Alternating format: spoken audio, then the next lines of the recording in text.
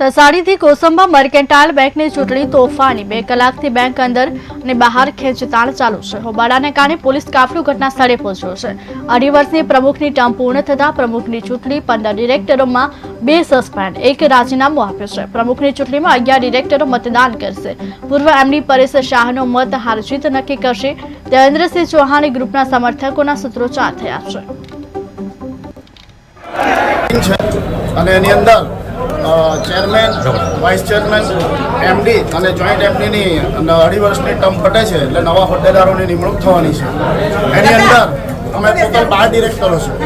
હાલમાં પરેશભાઈ Shah mercantile cooperative બેંકના ચાલુ એમડી છે અને એમની ઉપર 467, 468, 471, 120B, 35 ND અને એટ્રોસિટી એક્ટ હેઠળનો એના પર ગુનો નોંધાયો છે।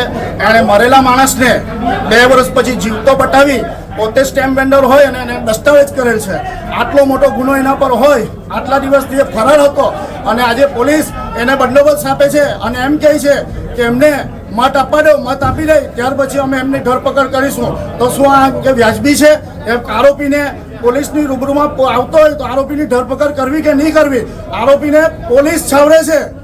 પોલીસે નક્કી કર્યું છે કે એને ઉપરથી દબાણ હોય અને પોલીસ આરોપીને લઈને આવીને મત કરવા માટે અહીંયાથી એને લઈને આવ્યા છે। પરેશભાઈ શાહ આજે આરોપી હોવા છતાં પણ એને પકડતા નથી પોલીસ, એમને બંદોબસ્ત આપીને વોટિંગ કરવા માટે લાવે છે, એ યોગ્ય નથી।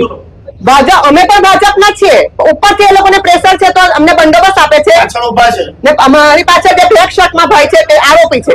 અમારી એક જ રિક્વેસ્ટ છે કે એમની પહેલા ધરપકડ કરો, પછી વોટિંગ કરવા લાવો તો અમને વાંધો નથી, પહેલા એમની ધરપકડ કરો બસ। છે અને એની